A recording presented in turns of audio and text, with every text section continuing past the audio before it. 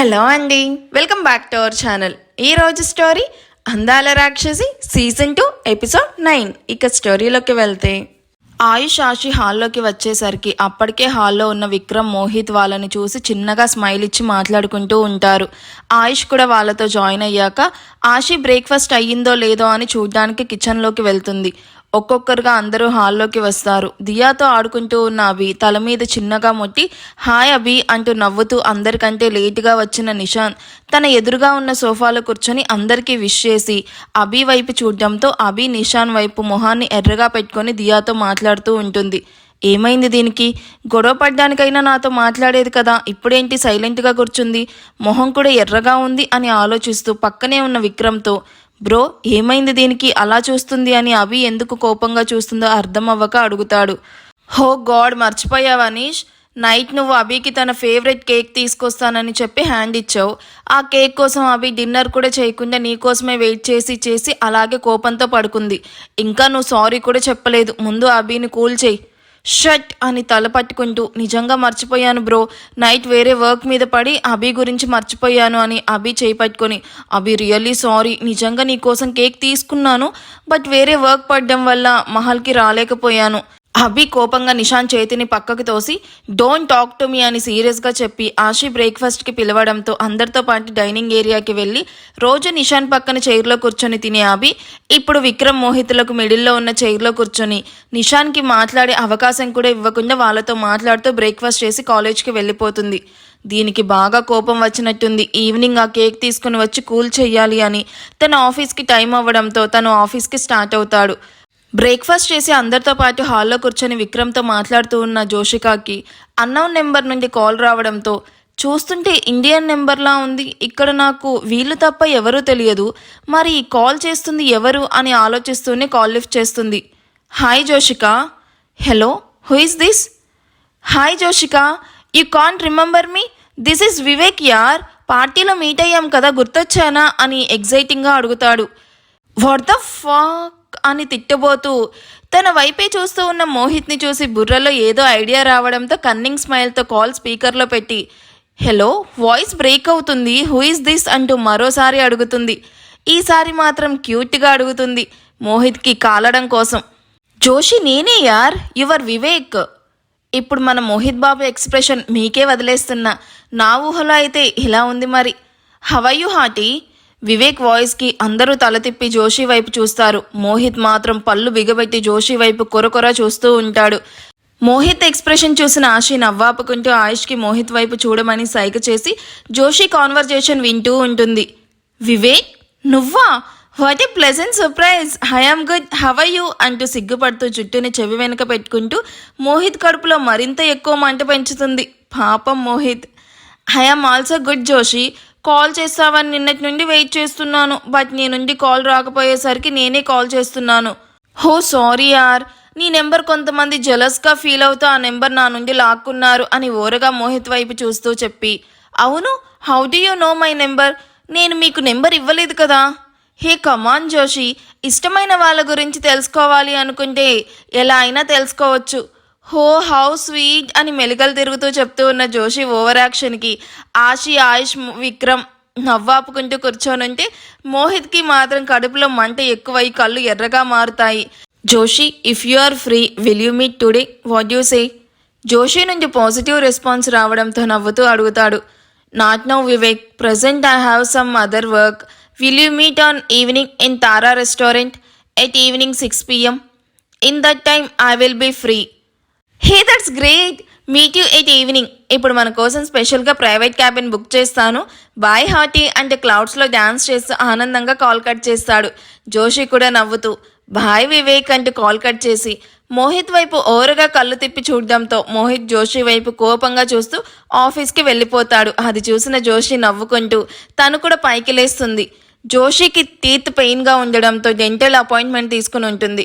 ఇప్పుడు అక్కడికి వెళ్ళడానికి వివేక్ను ఈవినింగ్ మీట్ అవుదామని చెప్పి ఉంటుంది.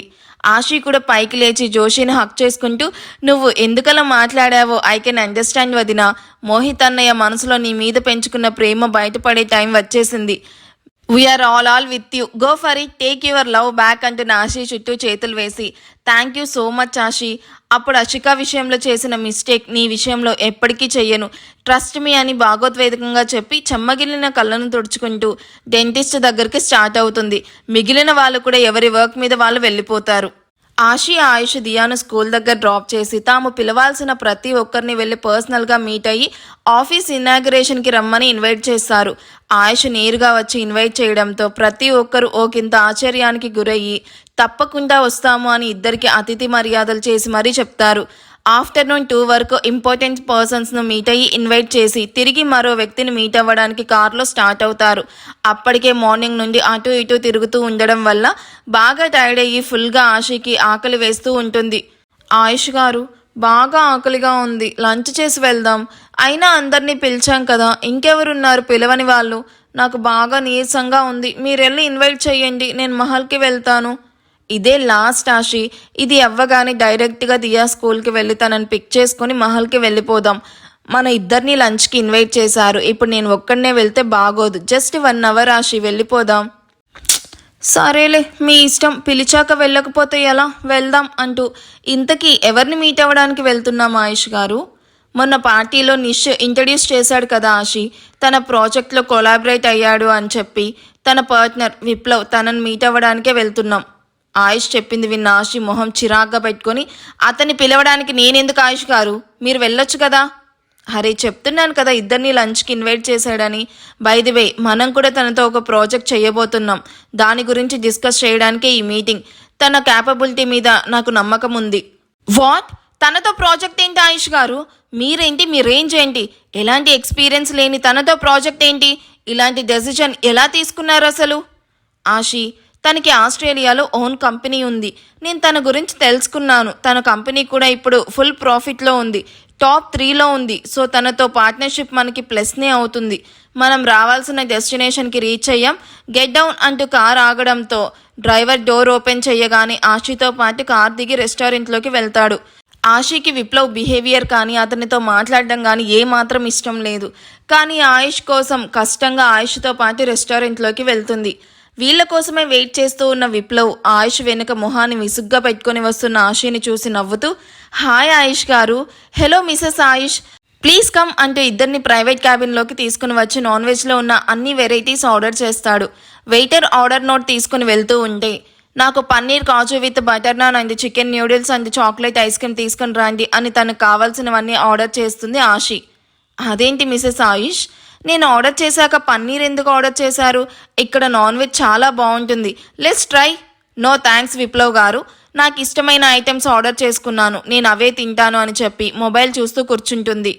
ఆయుష్ డైరెక్ట్గా విప్లవ్తో ప్రాజెక్ట్ గురించి డిస్కస్ చేస్తూ ఆర్డర్ ఇచ్చిన ఫుడ్ రావడంతో అది ఫినిష్ అయ్యేలోపు ప్రాజెక్ట్ గురించి డిస్కషన్ కూడా ఫినిష్ అవ్వడంతో రేపు అగ్రిమెంట్ చేసుకుందాం, will you meet on office అంటూ ఆఫీస్ ఇనాగ్రేషన్కి ఇన్వైట్ చేసి ఆశీతో కలిసి దియా స్కూల్కి స్టార్ట్ అవుతారు. దియాను పిక్ చేసుకుని మహల్కి రీచ్ అయ్యాక ఎప్పుడు లేట్ నైట్ వచ్చి తనతో తక్కువ టైం స్పెండ్ చేసే ఆయుష్ ఇప్పుడు ఎర్లీగా వచ్చి తనను పిక్ చేసుకోవడంతో దియా ఫ్రెష్ కూడా అవ్వకుండా ఆయుష్ పొట్ట మీద కూర్చొని స్కూల్లో నేర్పించిన రైమ్స్ అన్నీ చెప్తూ ఆయుష్తో టైం స్పెండ్ చేస్తూ ఉంటుంది. ఆశీ కూడా వాళ్ళని డిస్టర్బ్ చేయకుండా ప్రభాకర్ నుండి కాల్ రావడంతో నవ్వుతూ కాల్ లిఫ్ట్ చేసి బాల్కనీలోకి వెళ్తుంది. కాలేజ్ ఫినిష్ అవ్వగానే తన బ్యాగ్ తీసుకొని పార్కింగ్ లాట్ వైపు వెళ్తూ ఉన్న అభిను ఆపి, వాట్ హ్యాపెండ్ అభి, మార్నింగ్ నుండి ఎందుకలా డల్గా ఉన్నావు? లంచ్ టైంలో కూడా సైలెంట్గా లంచ్ చేసి వచ్చేసావు, నీ ఎల్లరు మేము బాగా మిస్ అవుతున్నాం అంటూ తన ఫ్రెండ్స్ అభిను తమ వైపు తిప్పుకొని అడుగుతారు. నా మూడేం బాగాలేదంటూ అక్కడే ఉన్న బెంచ్ మీద కూర్చుంటుంది.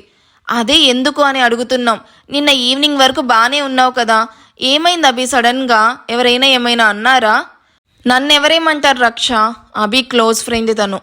నన్ను అక్కడ ఇంట్లో అందరూ చాలా ప్రేమగా చూసుకుంటున్నారు. మరెందుకు ఇలా ఉన్నావు? పోనీ మీ బావ ఏమైనా అన్నాడా?